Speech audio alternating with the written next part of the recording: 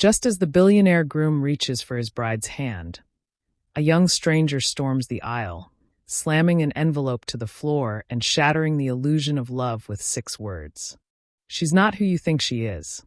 In front of hundreds of guests, cameras, and a media frenzy, secrets unravel, identities crumble, and one question echoes louder than the wedding bells. What if the woman you're about to marry isn't just lying about her past, but hiding a life built on betrayal? Hello family, welcome to True Life Stories. Please subscribe and leave a like for us, it means the world to us. Also share this video to your friends and loved ones and turn on post notifications so you don't miss future videos from us. Thank you as you do so. Sit back and relax as we dive into the story. The sun was a soft gold in the sky, painting the Williams estate in a dreamy haze. A string quartet played under a canopy of imported cherry blossoms, their petals fluttering lightly in the coastal breeze. Rows of white chairs were arranged with military precision facing a marble altar, draped in silk and orchids. Billionaire Alexander Williams had spared no expense for what the media had dubbed the wedding of the year. Guests mingled, sipping champagne chilled in crystal flutes. Cameras clicked discreetly. Celebrities, diplomats, and tycoons from around the globe filled the front rows. The press had been kept at bay, but drones buzzed in the distance, hungry for an exclusive. Alexander stood at the altar in a custom-tailored Brioni tuxedo in effortless elegance. He looked every bit the part, powerful, stoic, immaculate. Yet his fingers tapped anxiously against his thigh, betraying a nervous energy. Today was supposed to be perfect. His bride was minutes away. Behind the scenes, Isabel Hart stood in a private dressing room surrounded by stylists and her maid of honor. She was stunning. Her gown was a vintage Elie Saab, hand-beaded and ethereal. Her makeup flawless. Her smile, practiced. She glanced at herself in the full-length mirror, and for just a flicker of a second, the expression cracked. Down the stone pathway to the rear gate, a young man in a faded gray suit stood, heart pounding. Julian Cross. The security team gave him a skeptical glance, but he flashed a forged invitation and was waved in with little more than a frown. He didn't belong here, and he knew it. His looked slightly disheveled, his shoes worn from walking. But in his hand, trembling slightly, was an envelope, thick and creased from being clutched for hours. As the quartet shifted to Wagner's bridal chorus, the guests rose. A hush settled. The grand doors opened, and there she was. Isabel stepped forward, radiant in white, her veil trailing behind like a ghost. Julian's throat tightened. He had imagined this moment 100 different ways, but now that it was real, he felt like he might be sick. His legs moved on their own as he made his way toward the center aisle. Halfway down the aisle, Isabel locked eyes with Julian. She froze. He didn't stop. Gasps whispered through the rows as he reached the center of the ceremony. The officiant stepped back, startled. Security began to move. Julian raised his voice, loud and raw. "Stop the wedding." A ripple of shock passed through the crowd. Cameras clicked again, not for glamour but scandal. Alexander blinked in disbelief. "What the hell is this?" he demanded. "She's not who you think she is," Julian said, holding up the envelope. "I have proof." The guests murmured in confusion. Isabel's expression remained frozen. Not shocked, calculating. A fraction too calm. Alexander descended the steps from the altar, his face unreadable. "You'd better explain yourself fast." Julian held the envelope toward him like a weapon. "Open this. Before you say I do, you need to know who Isabel Hart really is." Security grabbed Julian by the arms, but Alexander raised a hand. "Let him go." Julian's voice cracked now, but he pushed on. "I didn't come here to ruin your life, but if you marry her, she'll ruin yours." Isabel finally spoke. "Alex, don't listen to him.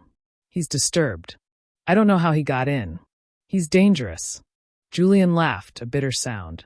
"You know me, Isabel. Or should I call you Marina?" The name struck like thunder. The hush turned into a vacuum. Alexander looked at Isabel. She looked at Julian. For the first time, her mask slipped, just slightly, and fear flickered in her eyes. Julian's voice dropped, low and steady now. Tell him about Madrid. About the man who disappeared after transferring you half his assets. Or will you lie your way out of this one, too? A single blossom detached from the canopy above and drifted downward, landing silently on the marble altar.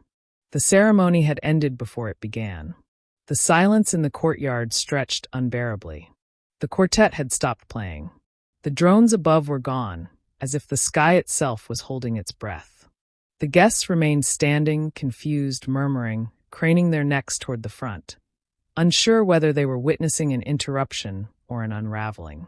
Isabel's hands slowly unclenched from her bouquet, the pale peonies now crushed in her grip. She didn't speak. She didn't cry.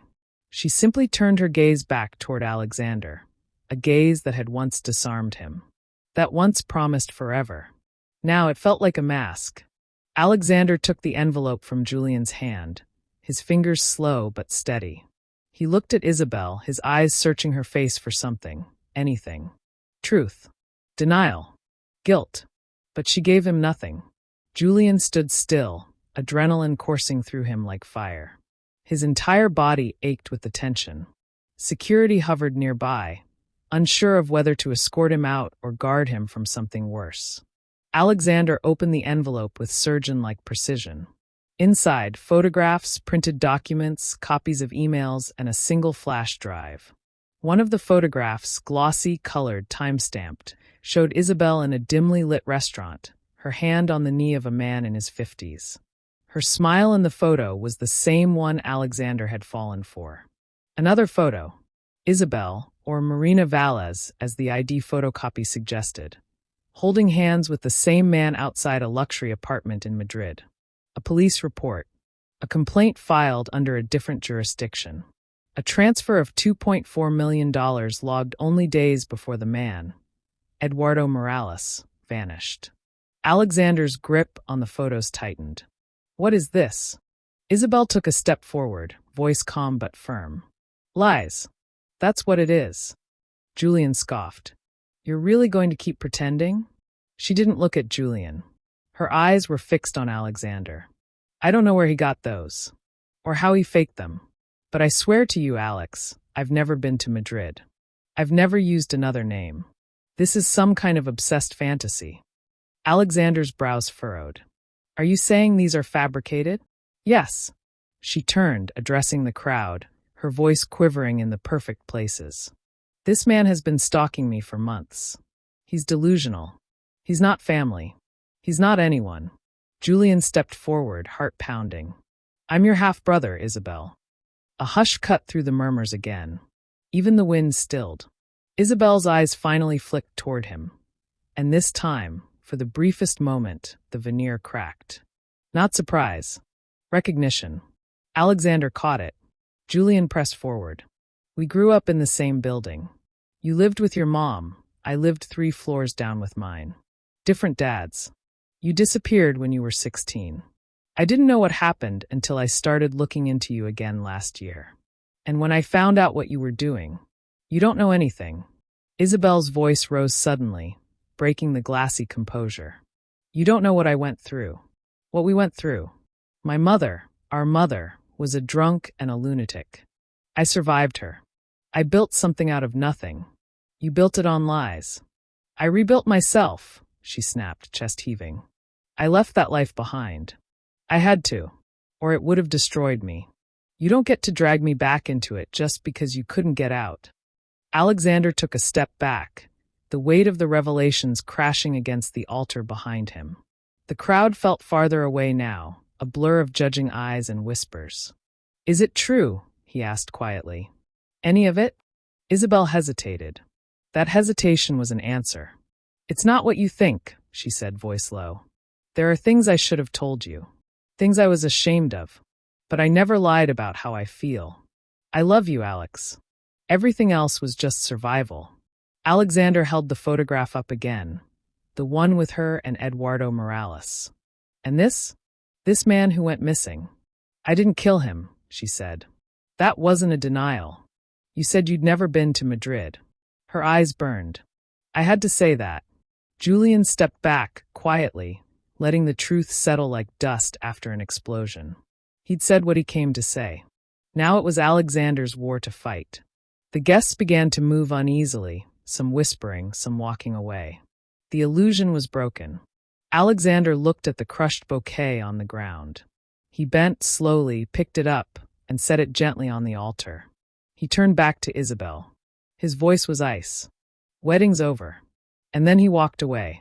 The estate was quieter than it had been in weeks. The flowers that once framed the marble altar were now wilting under the afternoon sun.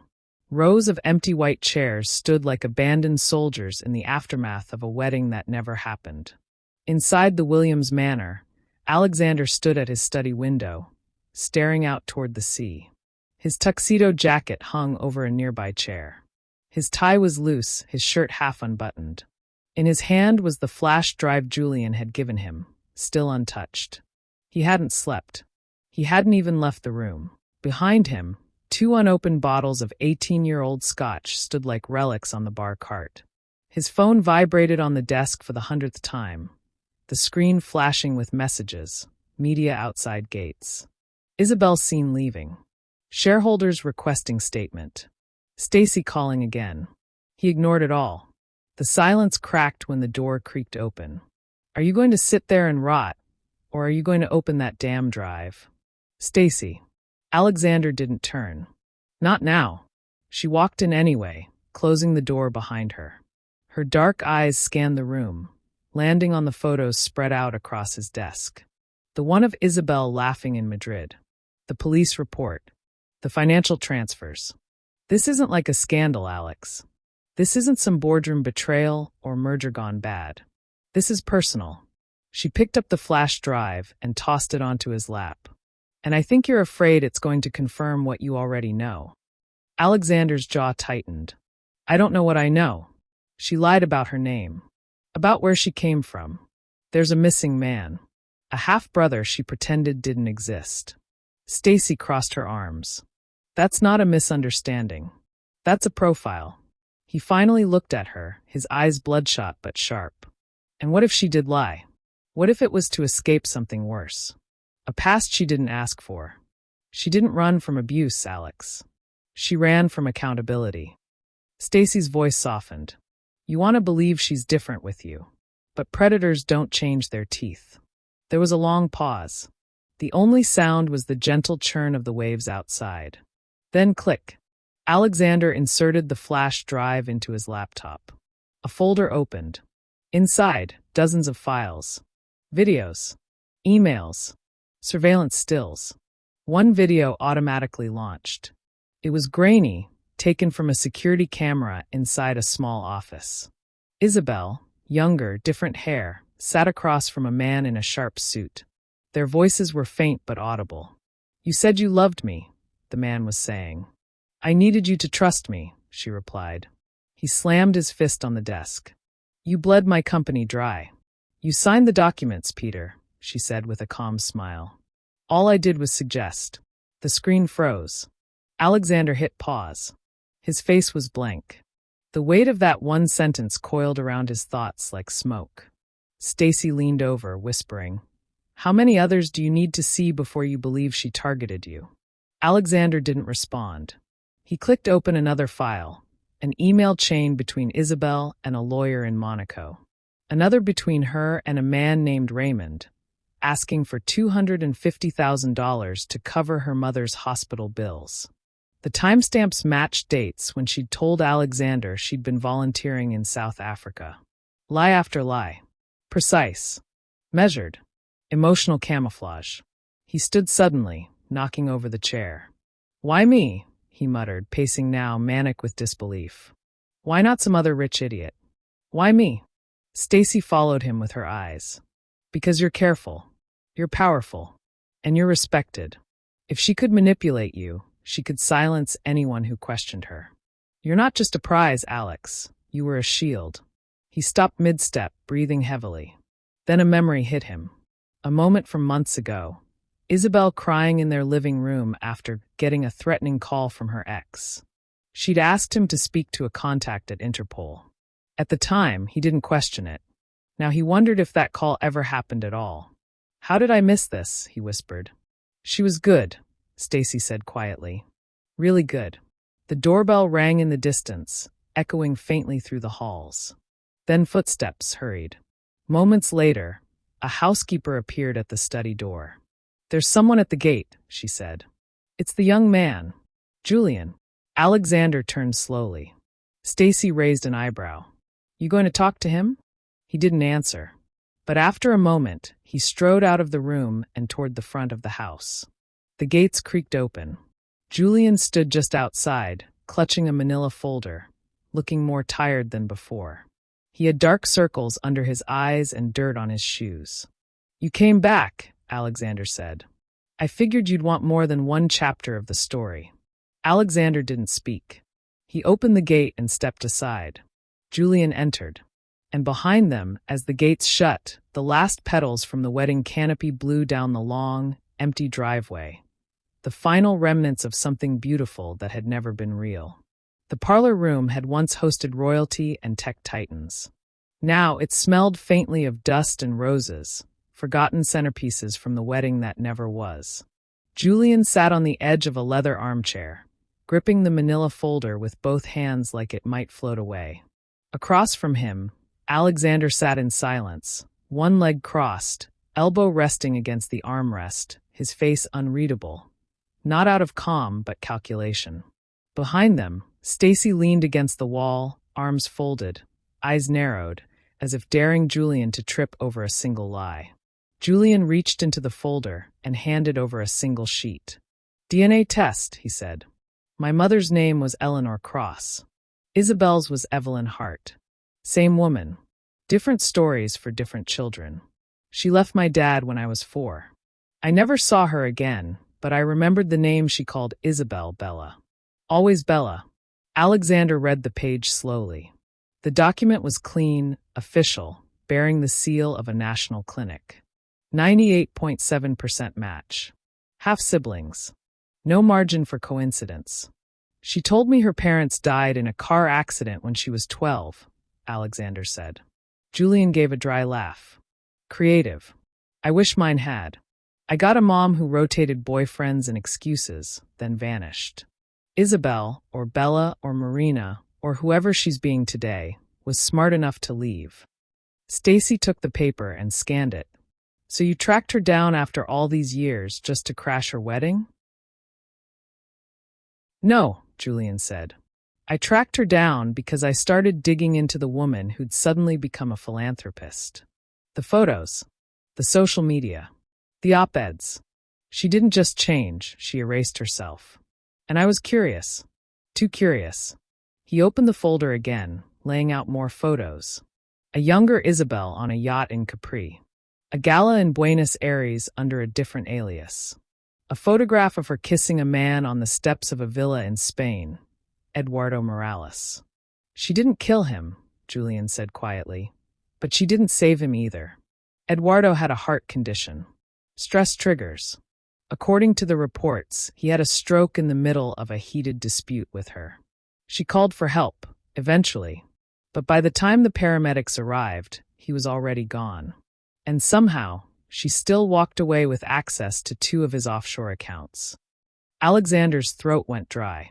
She told me he was abusive, he muttered. Said she'd fled to France because he stalked her.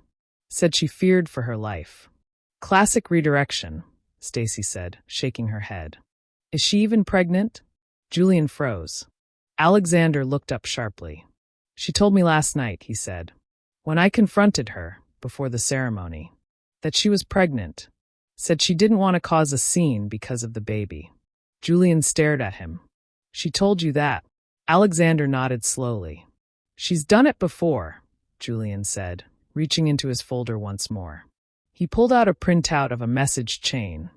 Digital conversations with a man named Nicholas Drake, a venture capitalist based in Singapore.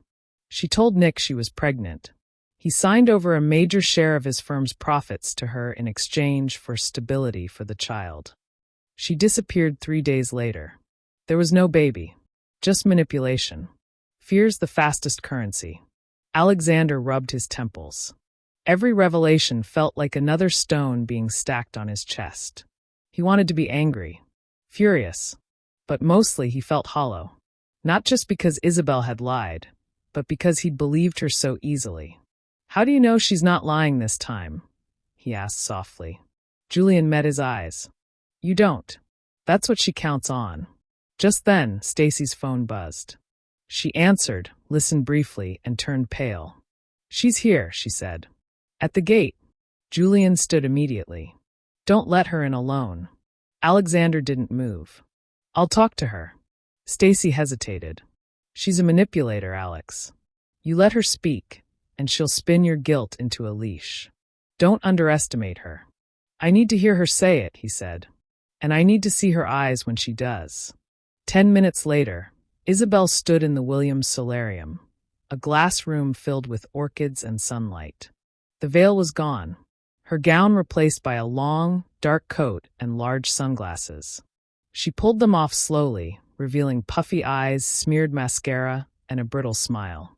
"You look like hell," Alexander said. She stepped closer, folding her arms against the cold. "I didn't come to beg," she said. "I came to talk." "You've already said enough," he replied. "But go on." She paused, swallowed, then began. "I lied," she said. "Not about everything, but about enough. I changed my name because I had to. My mother was unstable. I was ashamed of where I came from. Every time I tried to be someone new, it worked for a while. And then I had to do it again." "You scam people," he said flatly. She didn't deny it. "I survived," she said. "You thrived." Her voice wavered. "I didn't plan to fall in love with you." Alexander scoffed. "Save it." "I mean it. I was going to run. Take what I could and leave. But then something happened." She placed a hand gently on her stomach. "I'm pregnant, Alex." He stared at her for a long moment. Then, "Show me the test." "The paperwork." "I don't have it with me." He shook his head. "Of course you don't." Tears welled in her eyes. "You think I'd lie about this?" "I know you would," he said. She looked at him then, really looked. And for the first time, her face twisted into something real. Not seduction. Not defense. Not control. Regret. "I didn't want to hurt you," she whispered. "But you did." Outside, Stacy and Julian watched from a hallway, their reflections faint in the glass. "You think she's telling the truth?" Stacy asked. Julian sighed. "With her," he said, "it's never about truth. It's about timing." It had been 3 months since the wedding that wasn't. The Williams estate, once vibrant with the echoes of champagne toasts and string quartets, had settled into a cold quiet. The cherry blossom trees had been uprooted. The marble altar removed. Even the staff had changed. Alexander had insisted on it. He didn't want reminders. Not of the illusion. Not of her.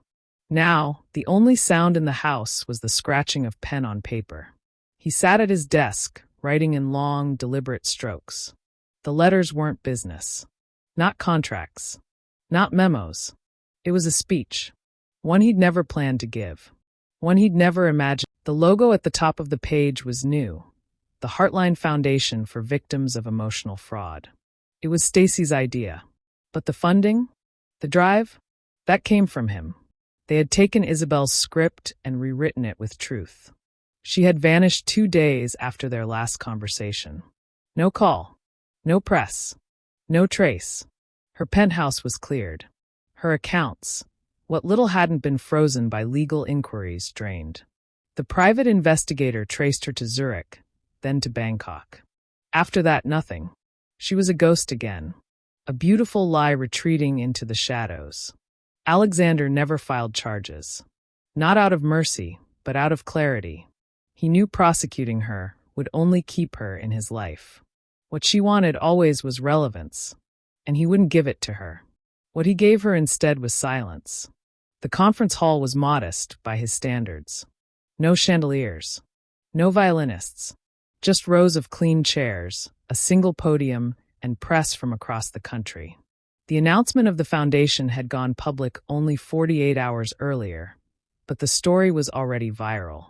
Billionaire groom abandoned at altar launches campaign to expose emotional con artists. Julian stood near the back of the room, no longer in hand-me-down suits. He wore a tailored gray jacket now, subtle but sharp. He had shaved. He looked more like a man with a mission than a survivor. Stacy stood beside him, arms folded. "You know," she whispered, "I never thought I'd say this, but I'm glad he met her." Julian raised an eyebrow. "Why?" "She broke him," Stacy said. "But in all the right places." At the podium, Alexander took a deep breath. Cameras clicked. Lights brightened. He stared out into the crowd and didn't see investors or headlines. He saw faces. Curious, skeptical, bruised. He spoke.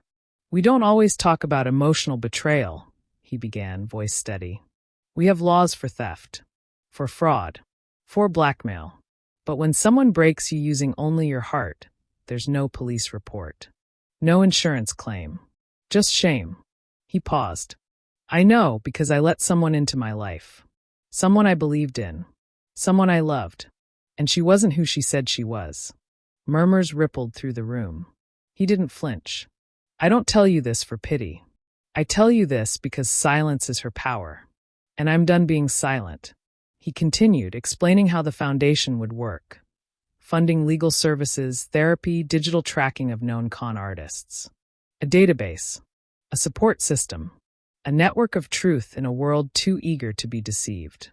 The applause at the end was thunderous. But it didn't make him feel proud. Just resolved. After the event, as the crowd dispersed and lights dimmed, Alexander stood alone near the stage. Julian approached, hands in his pockets. "She'll see this, you know," Julian said. "I hope so," Alexander replied. "Think she ever loved you? Even for a second?" Alexander didn't answer right away. He stared at the empty chairs. The faint echo of applause still dancing in the corners of the room. "I think," he said finally, "she loved the version of me she created in her head. The one who would never see through her. The one who would always say yes. The fantasy." Julian nodded. "She's probably halfway into someone new by now. New name. New story." Alexander gave a faint smile. "Let's make sure whoever that is has a way out. Somewhere else." The sky outside the cafe was golden, soft with the light of early evening. Isabel sat at a corner table in a city that didn't know her name. She wore her hair longer now. Different color. New accent. A passport with yet another alias tucked in her clutch. She sipped espresso. Watched a man across the square reading a book. Wealthy. Alone. Gentle posture. She smiled. Then her phone buzzed. News alert. Alexander Williams launches foundation targeting emotional manipulators. She stared at the headline. Her smile faltered, only slightly. She tapped the screen. Locked it. Set the phone down gently. Her reflection in the window was still beautiful. Still practiced. She adjusted her lipstick. Then looked up. The man across the square had noticed her now. He smiled politely. She smiled back. But behind her eyes, something flickered. Not fear. Not shame. Recognition. The game was beginning again. Not every love story ends in a wedding. Some end in survival. We have come to the end of the story. I hope you enjoyed it. Leave a like and subscribe to my YouTube channel for more interesting stories.